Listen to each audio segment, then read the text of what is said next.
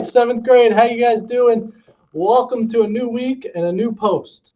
This is going to be the start of a brand new series that I'm doing. I was inspired to do it by the Q&A that I did a couple weeks ago. Got a lot of positive feedback from you guys on that. You guys were awesome. So I'm deciding to take that idea and go a little further with it. And so what I'm planning on doing is I'm going to interview a new person every single week, starting with our leader, Mr. D. Giovanni. Mr. D, thanks for joining us. Thanks, Mr. V. Hey, seventh graders. I'm excited to do this and share a little bit of my life with you and a little background. So, Mr. D, what I have here is I have 15 questions. In fact, every week I'm going to use these same 15 questions to interview the new people, other people with. And hopefully we learn a little about you and have a little fun at the same time. Sounds great. So, if you're ready, I'm ready. I'm ready, Mr. V. All right, so number one. All right, kind of an obvious one, but what do you do here? And what in particular is one thing you love about your job? I'm the principal at Rye Middle School. This is my first year as the principal. And what do I love about this job? The kids. I love the students. Everything about I taught for 13 years and I miss teaching because I miss being around the kids. With my job, I don't get to be in the classroom with you as much as your teachers do, but the students make this the best job in the world. And to top that, just to put the cherry on top of the sundae here, our staff is amazing as well. I've worked in guidance counselors, I mean, in particular. Yeah, we have to work on the seventh grade counselor, but for the most part, the seventh grade teachers are fantastic.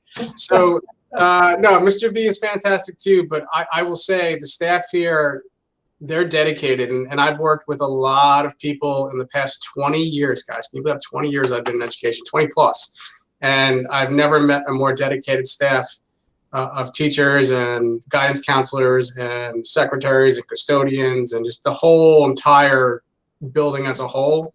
It's impressive how much people care and they want to help you succeed. So this is a great program. It's a great community. Rye as a whole, even your parents and everyone else who helps us, just phenomenal. We're all in this together, and this year it really shines or shows that we all want the best for the students here. Awesome. That's a great answer. Let's move on to question 2. How do you motivate yourself when you're feeling unmotivated? And it may be a tough question because you're one of the most motivated people I know. But you've got to have moments when you're like sitting at your desk like, oh my goodness, I don't even know where to start. How do you get started?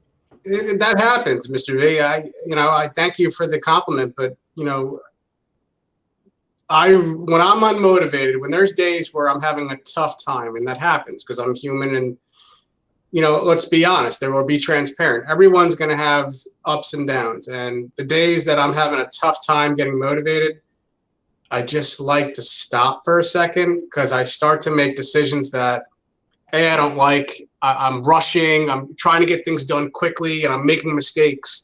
And I just dislike that because I don't like to make mistakes. That's my personality, and that's who I am. So I really need to slow down, take a minute, and breathe. Growing up, my dad, my mom and dad, especially my father, used to always tell me to slow down because I was in such a rush to do everything.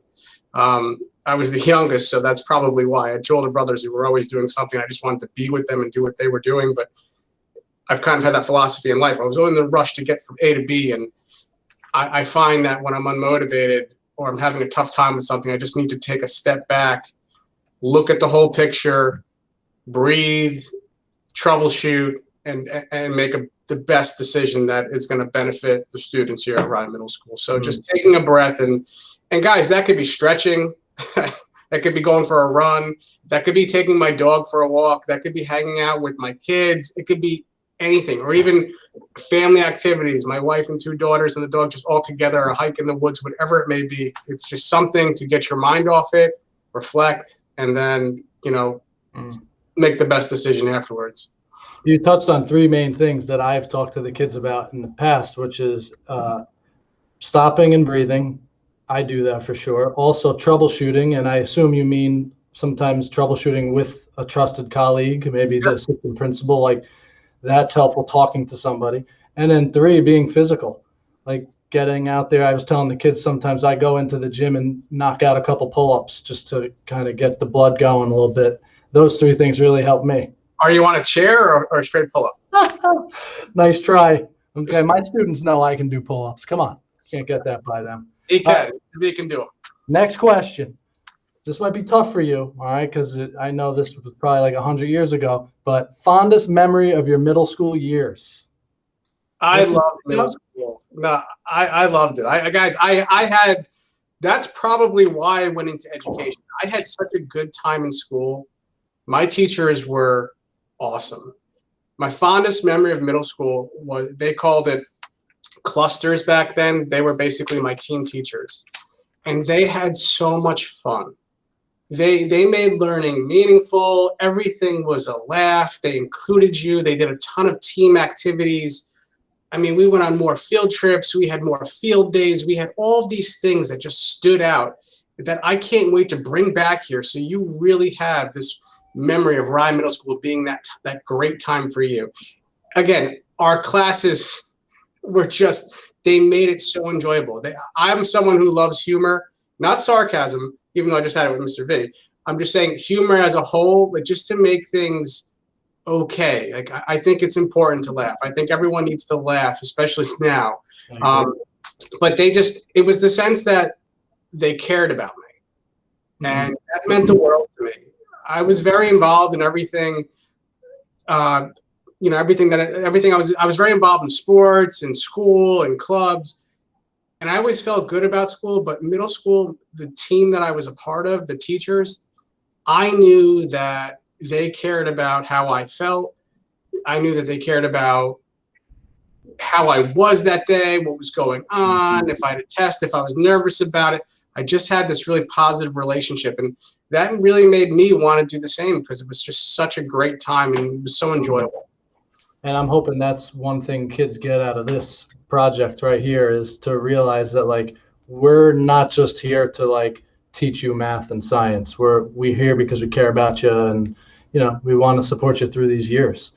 One thing you said made me think, when I was in middle school, I remember we went on a field trip to the Statue of Liberty, and that's something I always remembered. That's a standout memory for me. Sure. All right, next question. Let's see. What changes, if any, has this whole COVID experience brought into your life, personally or professionally, that you would hope would continue when things get back to normal? I think the number one thing for me is communication.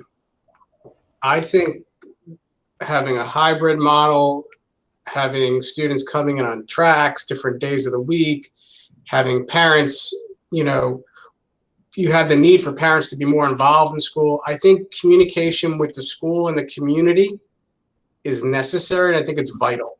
Yeah. I think that helps everyone who has a ton of concerns that we're all on the same page. To all the RMS 7th graders that are out there right now, I try to do my best to send your parents as many emails as possible without too many, but I think it's so important that mom, dad, guardian, whoever it may be, partners with us so they're involved with school. I think if I could find, if the glass is half full here, if I'm going to be optimistic about this whole experience, I think parents have become more involved in your school, in your experience. And I think that's important. I think we need to do this together. I think sometimes it's difficult for a middle school to be very independent and do everything on their own. And you're not quite in high school yet. You're learning all of those strategies so you can become fully independent. So I think it's just that transition that we're all in it together and we help each other. It's a great answer. I also find too, in terms of communication, that this has forced the kids to be more active participants in their own education too. And that's only a good thing. So, all right, next question. Oh, this one's good. I'm looking forward to an answer to this. What would you say to your former 12-year-old self right now, if you could? Well, it'll be two things. A, slow down, or one, slow down. And number two, advocate for, I wish I advocated for myself a little more. Speak up. Yeah, because there are times when maybe a friend of mine or a family member, whoever it was doing something that I didn't like, and I wish I did speak up. Or if I didn't understand something in class, the fact that I didn't raise my hand or see my teacher afterwards, or just say I needed help when I knew that they would help me. Because again, I really did have great teachers, and they would do anything for me. But sometimes I didn't take advantage of that. And I think people, especially here in Rye Middle School, should take advantage of that. So there's definitely some tests or some assessments or some projects that when I go back in time, if I was to go back, I would say, hey, I wish I took the time to say, just someone please help me. I'm raising my hand. It's so hard because it takes a certain amount of confidence to raise your hand and advocate for yourself. And, kids this age, it's like they don't always have that confidence. And that's why we need to continue to build these kids up, That's a good point, Mr. V. And the thing is, too, when you're in class, other kids raise their hand. They ask questions. And sometimes what would happen with me is I would hear someone ask a question and I would get half the answer. And there was more to that question that I needed help with. And that's really where I fell short. I was kind of almost like, well, someone asked that question, I don't want to raise my hand again. Like, that's that thing with, if I can go back, I would fix. And that's, maybe it didn't have to be during class. It was just taking the initiative or advocating for yourself to go after class or after school and say, hey, Mr. V, please help me with this. I didn't understand this. Can you just take 2 seconds to explain this to me? Yep, good one. Good piece of advice. Next, number 7, what are your hobbies? My hobbies have changed. My hobbies right now are pretty much my honey-do list that that I have to take care of at the house. I do like to do house projects. I love skiing and snowboarding. I love hiking. I love all sports, to be honest. Right now, pretty much I'm watching my kids play sports. So that's really been my hobbies. I haven't been able to really do too much on my own lately, but I do like being outside. I do like doing physical activities, and I really enjoy doing them with my wife and my daughters if possible. So skiing is one of my favorite hobbies. I used to snowboard for over 20 years, and then when my daughters learned how to ski, I had to go over to skis. So cool. It's interesting, but anything outside, anything where we're all together and we could just have that downtime and enjoy what's nature and what's outside, I'm all about it. Nice. Very nice. And just for the viewers to know that whenever Mr. DiGiovanni has something very heavy to lift, who do you think he calls? My brother. Next question. Let's see. What is one thing you turn to when you're feeling stressed?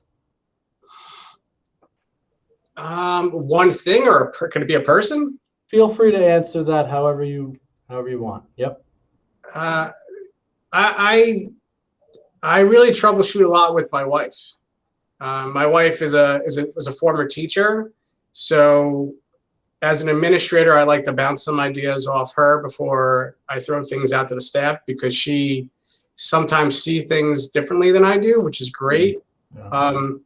Anyone who knows me, I know 7th grade students, it might be tough because you don't have like a personal relationship, or maybe you do, but maybe not a working relationship with me. But I like to work in teams, small groups of people, and I like to troubleshoot with that group, because I know I like to handpick groups and get different, I like to get different ways of thinking, or people who have different ways of thinking into my groups, because I really do value how everyone thinks. And I know that I'm not able to see, for example, if Mr. Villanova has a certain background in something, whether it's 7th grade pre-algebra, I'm going to really rely on him and give me that information.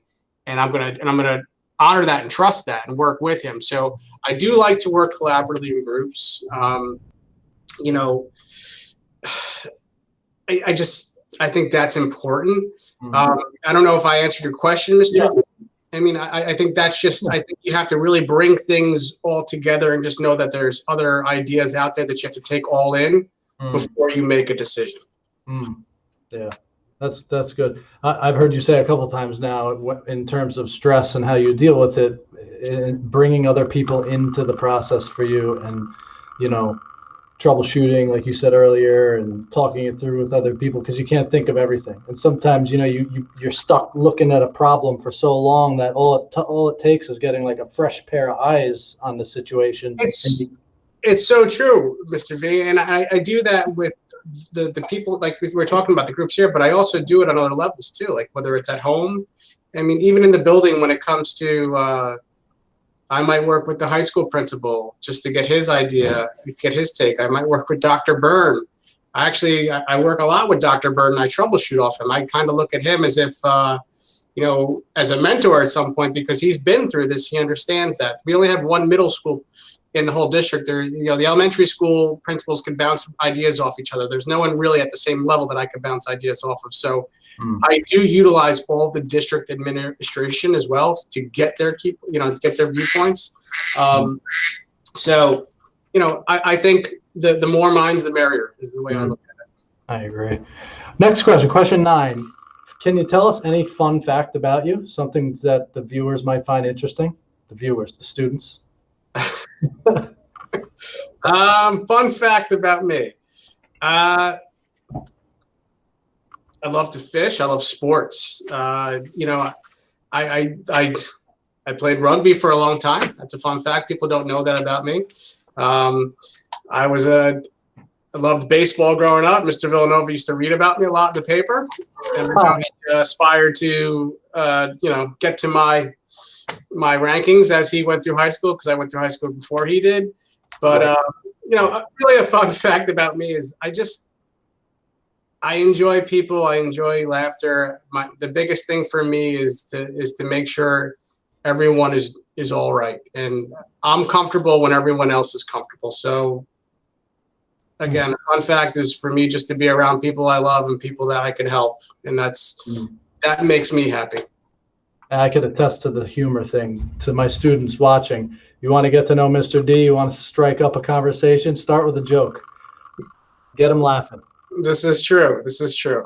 All right, question 10, lakefront or beachfront? That's a great question. I used to be beachfront, but now Mr. D is lakefront. We had a family house up in the Adirondacks on a lake, on Scroon Lake, for over 20 years. My parents just sold it this past summer, and I miss it. I really do. And I always go to the beach. I always try to get a week to take off of the summer and get down to the beach, but I just really enjoy a lakefront. And when I say lakefront, I mean a big lake. Yeah. Not a pond. Not a pond. We don't want a pond. We want ponds are just filled with like snakes and frogs. We want something a little bigger. Well, you're still gonna big too, but you just might not see it. So no, I'm talking lake has to be at least, I'm gonna say 5 to 10 miles long. Okay. It's got to be substantial. I'm talking Adirondacks. Yeah. Clean water. You can put a boat on it. Beautiful.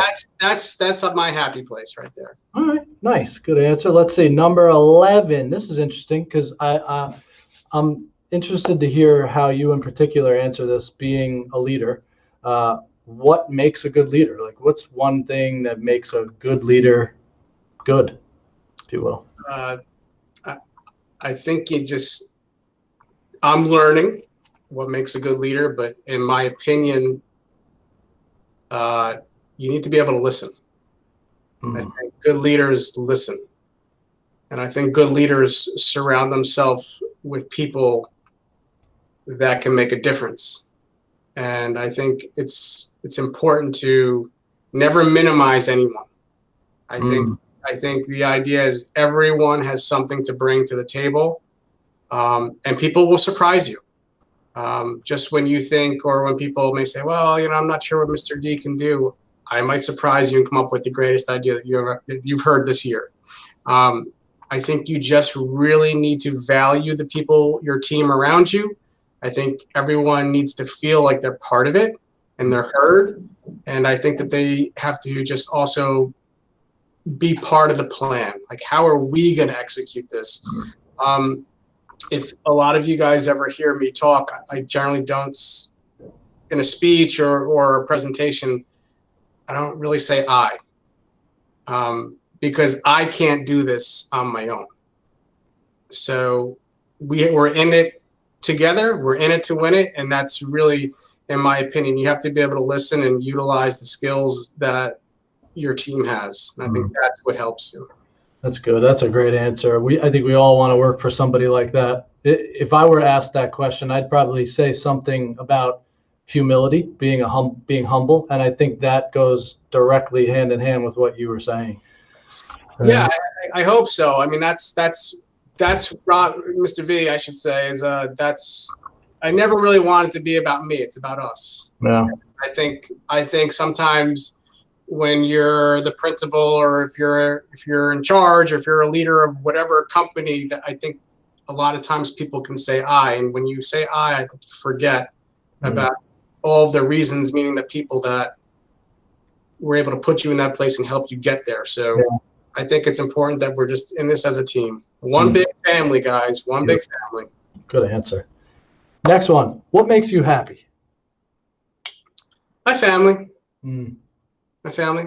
Good. My dog is part of that. Oh, without a doubt. My day starts. My morning starts off every day with my dog. Good old Buddy.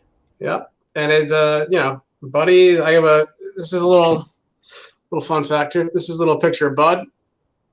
So, not a picture. This is a what would you call this, Mr. V? I don't know. It looks like him. So yeah. Pretty good.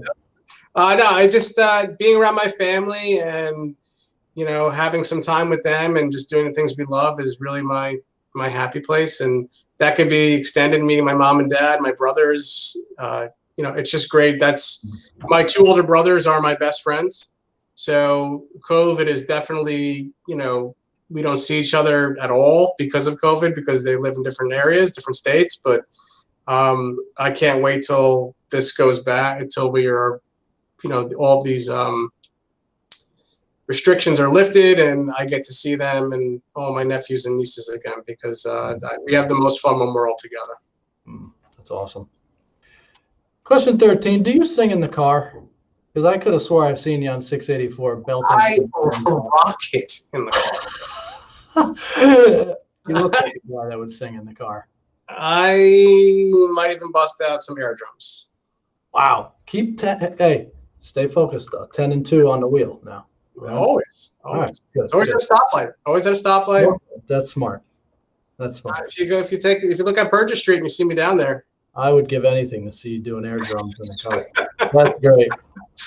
Oh boy. All right. Next question. We got two more. This one and one more. What is something that you're proud of?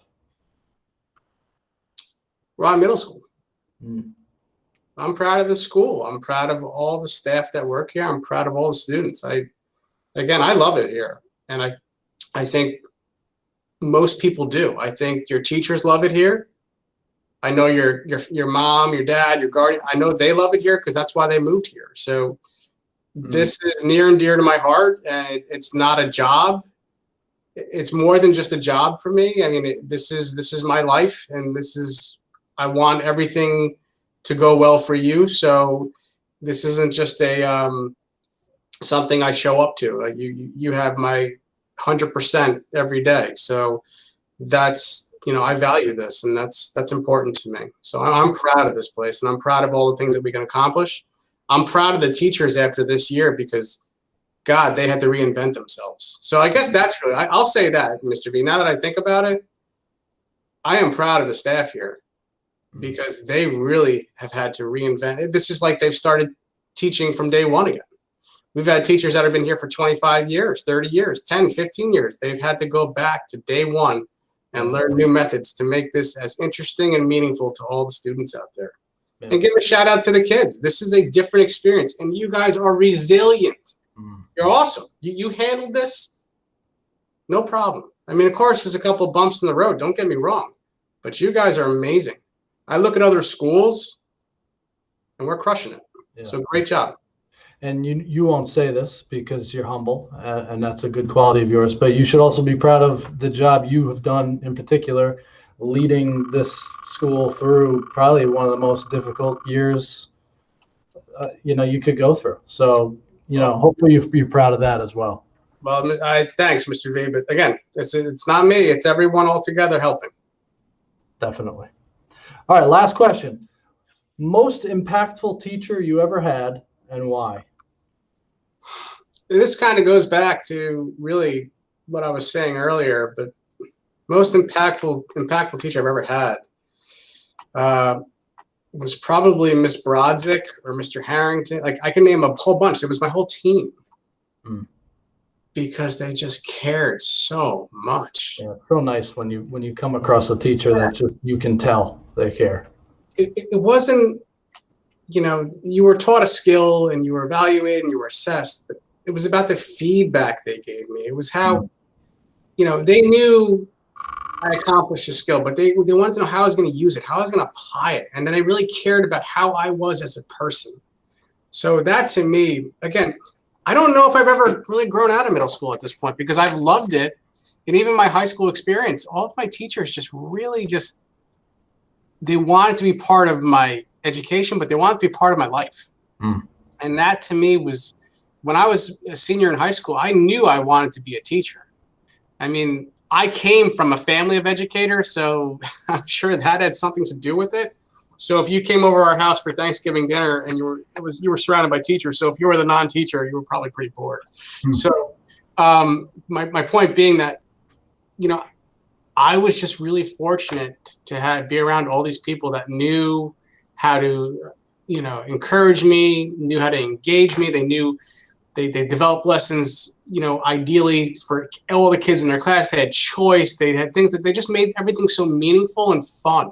It never seemed like I was going to school. It seemed like this was just a fun thing to do. Nice. That's awesome. Fortunate for you. That's great. Well, Mr. D, that's all the questions I have. I can't thank you enough for taking the time to do this. I think this went even better than I thought it would go. I mean, I'm glad, Mr. D. I'm glad it went better than you thought. Well, again, thank you very much. I really appreciate it. I appreciate it. And I just want to say to the 7th graders, you're amazing. Keep up the great work. You have a ton of good supports here. And if you need something, definitely knock on Mr. Villanova's door. My door is also available. So I hope to see you guys soon. Mr. V, thank you so much. Appreciate it. You're welcome. And guys, if you have any comments or you have any additional questions, things you're interested to know, just leave it in the comments and let us know, and we'll be happy to answer it. All right, guys, take care. Bye.